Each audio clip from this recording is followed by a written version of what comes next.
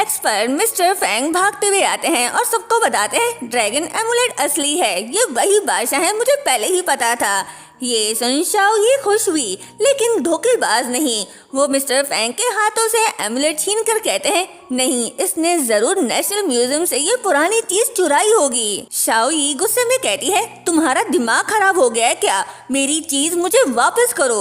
वो उसे छीनने की कोशिश करती है, लेकिन शू वोंग उसे नहीं देता और उसे धक्का देने लगता है तो यांग यी उसका हाथ पकड़कर कहता है सुना नहीं तुमने क्या कहा, उसने वापस करो। वो उसका हाथ इतना कसकर पकड़ता है कि बेचारा दर्द के मारे एमुलेट छोड़ देता है, जो शाओ यी फौरन उठा लेती है और यांग यी को लौटा देती है। तभी मिस्टर फैंग यांग यी की तरफ हैरानी से देख कहते हैं ड्रैगन एमुलेट असली है तो बेटा तुम कौन हो। यांग यी कुछ बोलता कि तभी शाओ यी बीच में बोल पड़ती है क्या असली, चाइना के म्यूजियम ने अभी ग्लोबल वांटेड नोटिफिकेशन जारी किया है। ड्रैगन एमुलेट जो वहाँ हजारों सालों से रखा था वो अभी वहाँ से गायब हो गया है। तो यांग यी फिर से तलवार निकालकर उसकी तरफ तान कर कहता है जरूर तुमने ही चुराई होगी, बकवास बंद करो वरना यही मौत के घाट उतार दूंगा। तभी मिस्टर लिन हैरान होकर कहते हैं ये कैसे मुमकिन है, इसने शाओ युआन तलवार निकाली, सिर्फ बादशाह ही इस तलवार को निकाल सकता है और इसने तो कितनी आसानी से इसे बाहर निकाला। शाओ यू जो डर के मारे कांप रही थी कहती है इम्पॉसिबल, ये तलवार फेक है। लिन बॉस तुरंत जवाब देता है ड्रैगन टोकन वेरिफिकेशन के मुताबिक सब कुछ असली है तो शाओ युआन तलवार कैसे फेक हो सकती है। तभी मिस्टर फैंग मोबाइल उठा के कहते हैं मुझे अपने टीचर मिस्टर चैन को बताना होगा, ये खबर पूरी दुनिया को हिला कर रख देगी। दूसरी तरफ हम मिस्टर चैन को देखते हैं जो फेमस आर्कोलॉजी एक्सपर्ट हैं। उनका फोन बजता है और कॉल सुनते ही उसके होश उड़ जाते हैं।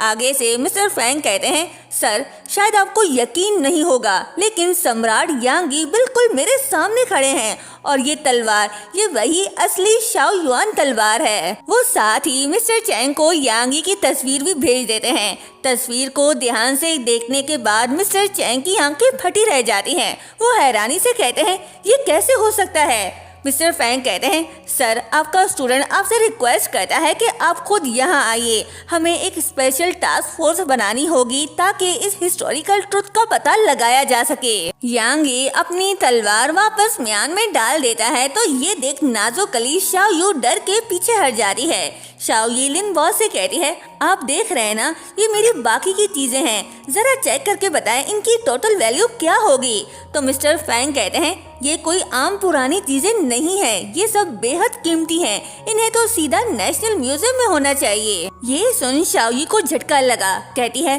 तो क्या इसका मतलब मुझे 1 रुपया भी नहीं मिलेगा।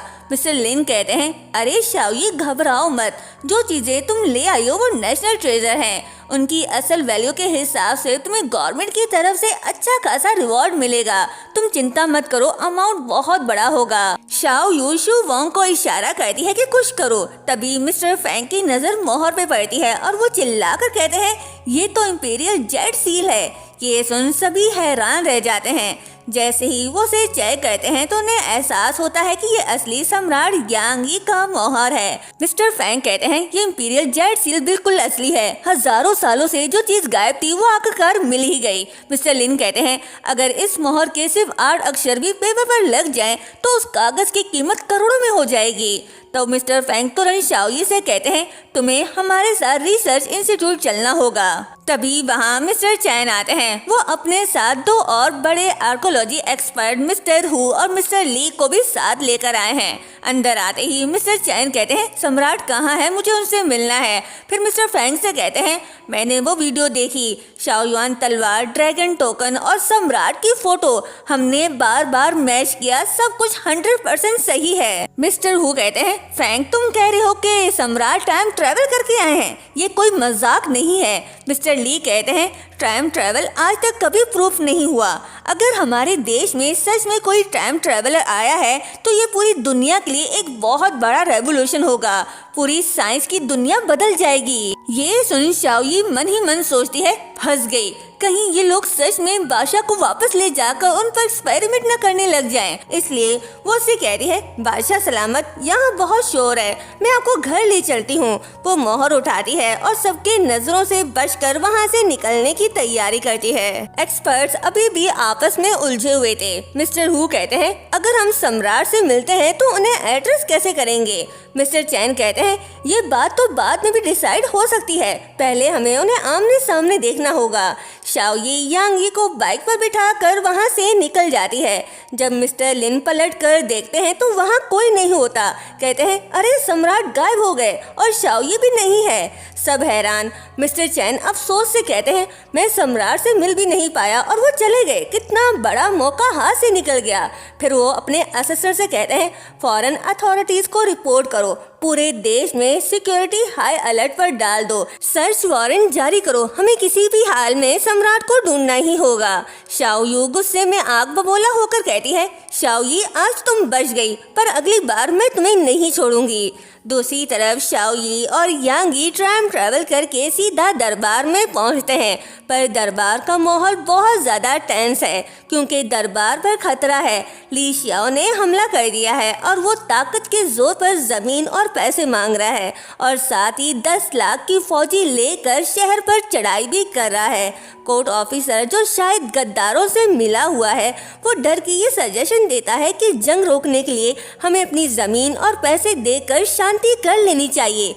यांग यी को ये बात इतनी बुरी लगती है कि वो उसको मौत की सजा सुना देता है क्योंकि उसके लिए अपनी जमीन पर समझौता करना गद्दारी है। ऑफिसर चिल्लाकर माफी की भीख मांग रहा होता है, लेकिन गार्ड्स उसे पकड़कर बाहर ले जाते हैं। शाओयी यांग यी को देख सोचती है, लोग कहते हैं कि सम्राट जालिम है, लेकिन जो अपने मुल्क की जमीन दूसरों को बांटने की बात करे, ऐसे गद्दारों को मारना ही सही है। यांग यी उठता है और घमंड के साथ ऐलान करता है, जो हमारे दाशियान में घुसेगा, चाहे वो कितना भी दूर क्यों ना हो, उसका सर कलम कर दिया जाएगा।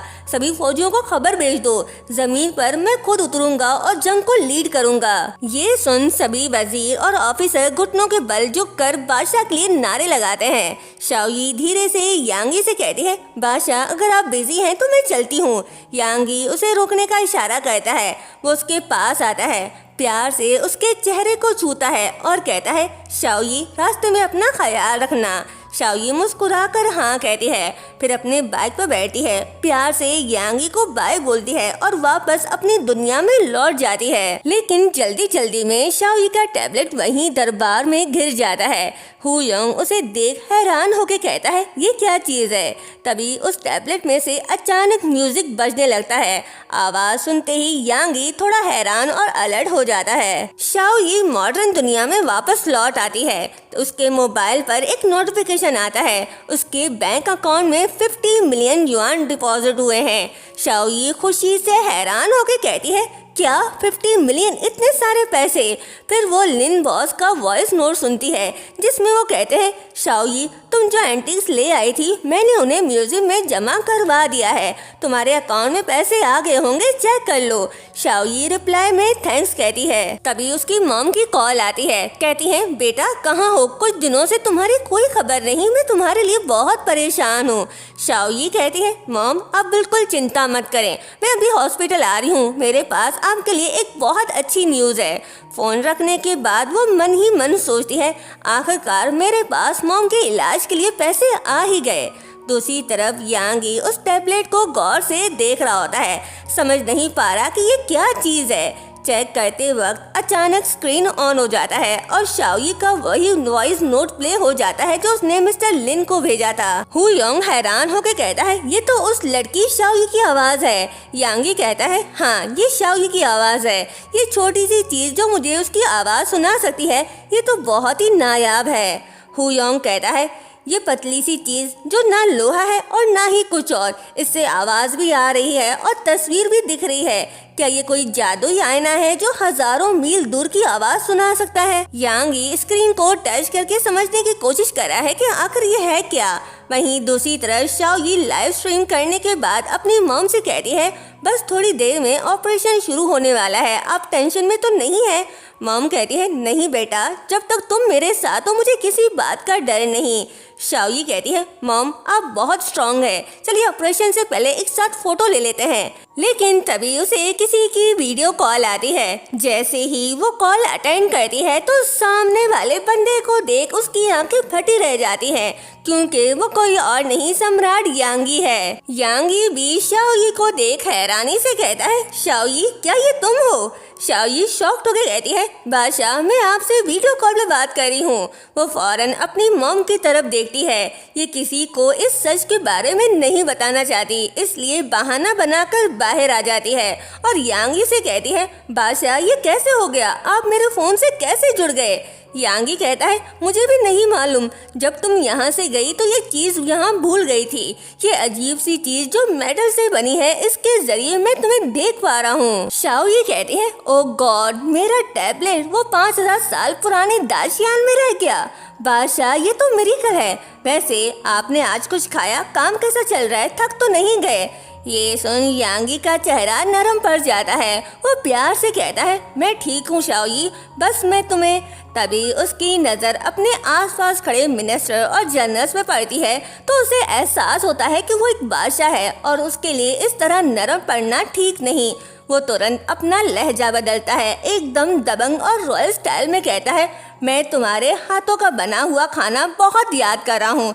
जब ये जंग खत्म हो जाएगी तो मुझे फिर से वही कॉम्बो मील भिजवाना, क्या तुम ले आओगी? शाओई कहती है, जी बादशाह बिल्कुल। फिर थोड़ी इमोशनल होके कहती है, लेकिन अब जंग पर जा रहे हैं, हम बहुत लंबे अरसे तक नहीं मिल पाएंगे। यांगी कहता है, कल मैं खुद जंग के मैदान में उतर रहा हूँ, ये टैबलेट मेरे साथ होगा। ये सुन शाओई एक्साइटेड होकर कहती है, सच में? तो क्या मैं आपके लाइव बैटल देख पाऊंगी? ये तो दुनिया का सबसे कूल लाइव स्ट्रीम होगा। बादशाह कल कॉल करना मत भूलना। कॉल कट करने के बाद शाओई कुछ सर्च करने लगती है। अब जबकि ये फ्यूचर में है तो ये इंटरनेट से ये पता कर सकती है कि उस वक्त वार में क्या हुआ था। हिस्ट्री पढ़ते ही उसका दिल बैठ जाता है। इतिहास के मुताबिक जब दाशियान पर हमला हुआ, सम्राट यांगी खुद जंग में उतरे थे, जहां उन्हें बहुत गहरी चोट आई। इसी वजह से उनकी जवानी में ही मौत हो गई। बादशाह के बाद उसका बेटा तख्त पर बैठा, लेकिन गुलामों के आगे वो कठपुतली बन गया और दाशियान एम्पायर तबाह हो गया। ये सब पर शाओई तो शॉक्ड हो जाती है, कहती है, नहीं बादशाह खतरे में है, अगर वो कल जंग में गए तो वो वापस नहीं आ पाएंगे। क्या शाओई यांगी को बचा पाएगी? ये तो हम नेक्स्ट पार्ट में ही देखेंगे। चैनल को सब्सक्राइब और वीडियो को लाइक शेयर करना मत भूलिएगा। Thank you so much.